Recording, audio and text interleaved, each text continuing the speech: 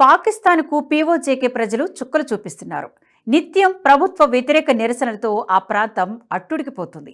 పీఓజేకేను పాకిస్తాన్ దోచుకుంటుందనే కారణంతో నిరసనలు చేస్తుండటంతో పాకిస్తాన్కు ఏం చేయాలో పాల్పడడం లేదు. దీంతో నిరసనలు చేస్తున్న వారిపై క్రిమినల్ కేసులు నమోదు చేయడానికి ఏకంగా ఆర్డినెన్స్ తీసుకొచ్చింది. ఈ ఆర్డినెన్స్ ప్రకారం ఎవరైనా ప్రభుత్వానికి వ్యతిరేకంగా నిరసనలు చేయాలంటే స్థానిక డిస్ట్రిక్ట్ కలెక్టర్ల దగ్గర 7 రోజుల ముందే అనుమతి తీసుకోవాలట. అంటే ప్రభుత్వ వ్యతిరేక నిరసనలకు ప్రభుత్వం దగ్గరే అనుమతి తీసుకోవాలన్నమాట. ఒకవేళ అనుమతి లేకుండా ఎవరైనా నిరసనలో పాల్గొంటే వారికి గరిష్టంగా 7 ఏళ్ల జైలు శిక్ష విధించేలా ఆర్డినెన్స్ చేసింది పాక్ ప్రభుత్వం. అంతేకాదు, ఎక్కడైనా నిరసనలు జరిగే అవకాశం ఉందని జిల్లా కలెక్టర్లకు అనుమానం వస్తే ఆయా ప్రాంతాలను రెడ్ జోన్లుగా ప్రకటించేందుకు వీలు కల్పించారు. ఈ జోన్లలో ప్రజలపై ఆంక్షలు విధించేందుకు ప్రభుత్వానికి అవకాశం ఉంటుంది. ప్రజలు బయట తిరగకుండా కూడా చేయవచ్చు.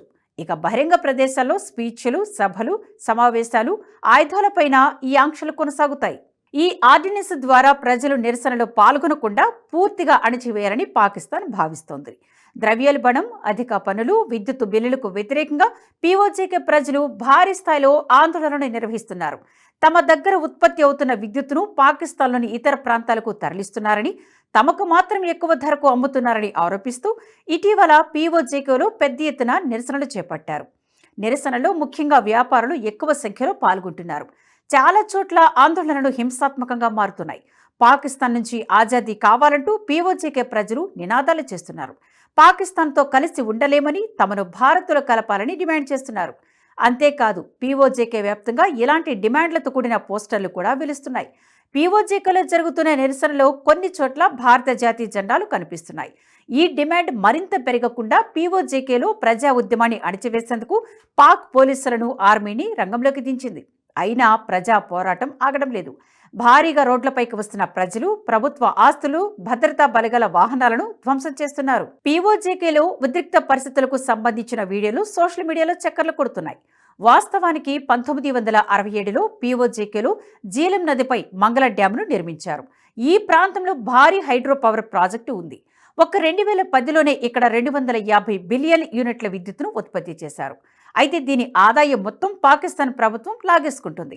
పాక్ ఆక్రమిత కశ్మీర్లోని స్థానిక ప్రభుత్వానికి నయా పైసా కూడా ఇవ్వడం లేదు. మీర్పూర్ జిల్లాలోని అత్యంత సమర్థవంతమైన భూములను తీసుకొని ఈ డ్యాం నిర్మించారు. ఈ భూములో వాస్తవానికి స్థానికులు ఆహార ధాన్యాలను పండించుకునేవారు.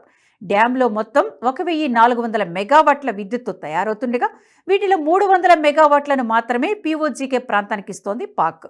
మిగిలిన విద్యుత్ను ఇక్కడి నుంచి పాక్లోని పంజాబ్కు తరలిస్తోంది. అంతేకాదు, పంజాబ్ వాసులతో పోలిస్తే పీఓజేకే వాసులకి ఎక్కువగా విద్యుత్ ఛార్జీలు విధిస్తున్నారు. దీంతో ప్రజల్లో అసంతృప్తి రేగుతుంది. స్థానిక మంగ్లా డ్యాం నుంచి ఉత్పత్తి అయ్యే విద్యుత్తును తమకు ఉచితంగా ఇవ్వాలని స్థానికులు బలంగా డిమాండ్ చేస్తున్నారు. అంతేకాదు, గోధుమలపై రాయితీలు కల్పించాలని కోరుతున్నారు. దీంతో పాటు పీఓజేకేలో China belt and road initiative ప్రాజెక్టును నిర్మిస్తోంది.